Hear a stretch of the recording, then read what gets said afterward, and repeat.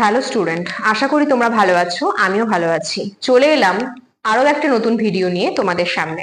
Third semester major বেঙ্গলির প্রথমার্ধে আমাদের যেটা বিষয় রয়েছে সেটা হচ্ছে তোমাদের ভাষাতত্ত্ব, ভাষাবিজ্ঞান। পরপর আলোচনা ভিত্তিক ক্লাসগুলো যারা এখনো দেখোনি তারা অবশ্যই দেখে নাও। আজ আমার আলোচ্য বিষয় হচ্ছে মিশ্র ভাষা এবং তার সাথে একটি ধ্বনি পরিবর্তনের রীতি, তা হলো বর্ণ বিপর্যয় বা ধ্বনি বিপর্যয়।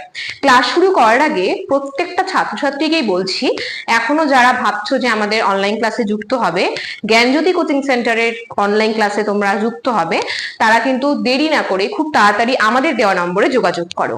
আমাদের যোগাযোগ নম্বর 62959162827076398606। তোমাদের কোর্স ফিস যা কিছু তোমাদের জিজ্ঞাসা রয়েছে এই দুটো নাম্বারে ফোন করে তোমরা করে নিতে পারো। তাহলে চলো আজকের ক্লাস শুরু করা যাক। দেখো, আজ আমার প্রথম যে আলোচনাটা তোমাদের সামনে করব তা হচ্ছে মিশ্র ভাষা। আগে আমাদের জানতে হবে যে মিশ্র ভাষা কাকে বলে। সংজ্ঞাটা আমি দেখো বোর্ডে লিখে দিয়েছি, তোমাদের আগে পড়ে নিয়ে তারপরে তোমাদেরকে বোঝাচ্ছি। ভিন্ন ভিন্ন ভাষাগোষ্ঠীর মানুষ যখন পেশাগত কারণে পাশাপাশি থাকতে গিয়ে একে অপরের ভাষার উপাদান অজান্তে গ্রহণ করে এবং এভাবেই যখন একটি কৃত্রিম ভাষার সৃষ্টি হয় তাকেই বলে মিশ্র ভাষা। দেখো, বিভিন্ন ভাষাগোষ্ঠীর মানুষ, এবার মনে করো তোমরাই একটা হোস্টেলে আছো এবং সেখানে ধরে রাখো যে বিভিন্ন ভাষাগোষ্ঠীর মানুষ রয়েছে, তাদের সঙ্গে রুম শেয়ার করে আছো।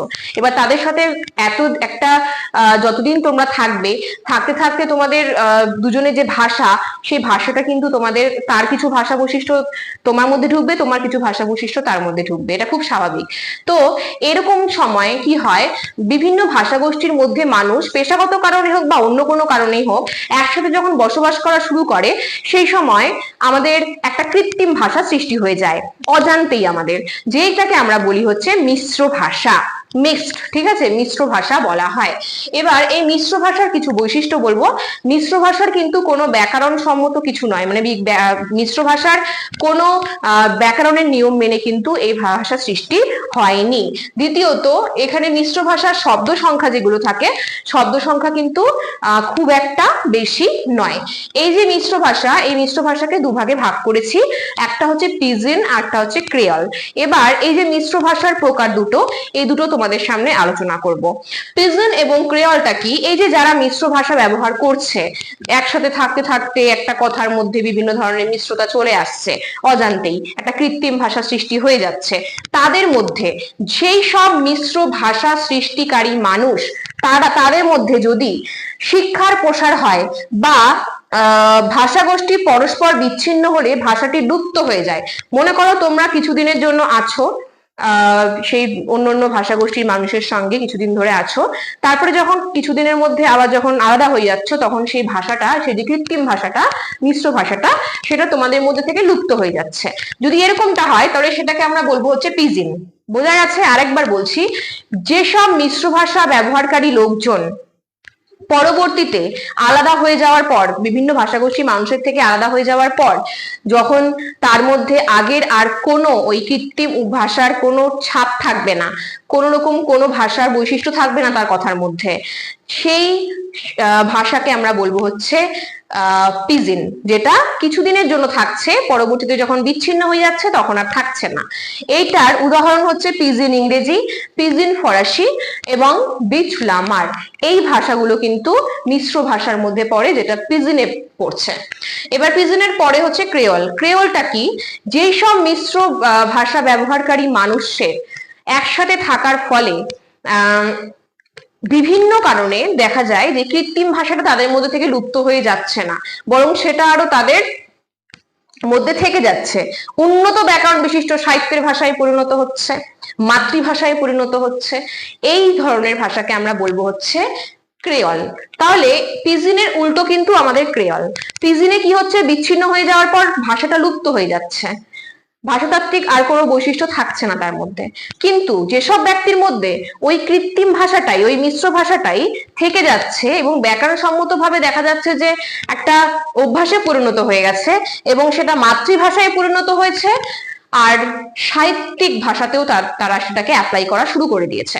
এটাকে বলবো হচ্ছে ক্রেওল।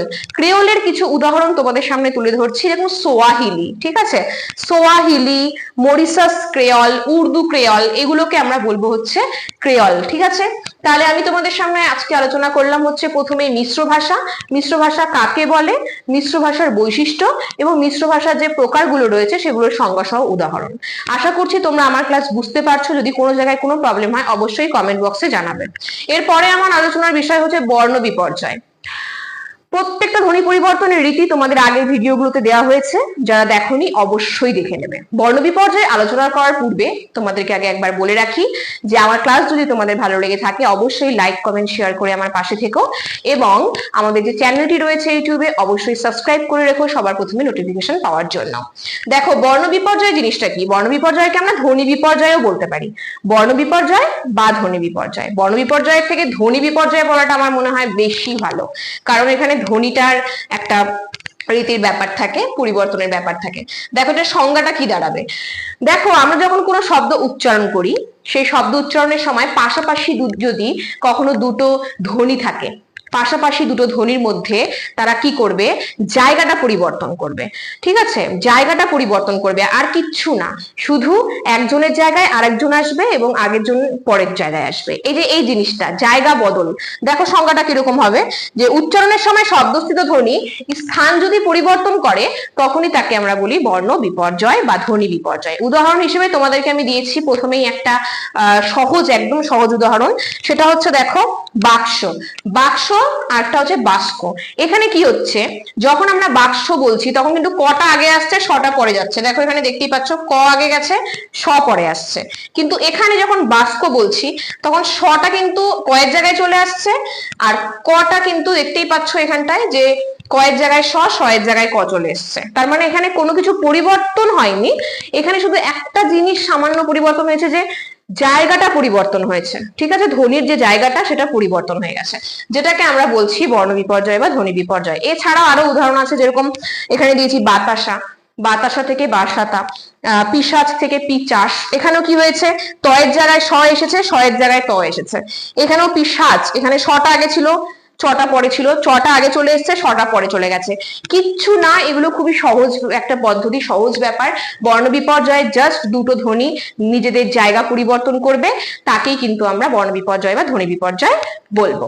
তাহলে আজ আমি তোমাদের সামনে আলোচনা করলাম মিশ্র ভাষা এবং বর্ণ পরিচয় বা ধ্বনি পরিচয়, ধ্বনি বিপর্যয়। যদি তোমাদের কোনো জায়গায় কোনো প্রবলেম থেকে থাকে অবশ্যই কিন্তু কমেন্ট বক্সে জানাবে। তাহলে আজ আমার ক্লাস এত পর্যন্তই, দেখা হচ্ছে নেক্সট ক্লাসে আবার একটি নতুন ভিডিও নিয়ে। ততক্ষণ অবধি ভালো থাকো, সুস্থ থাকো, ধন্যবাদ।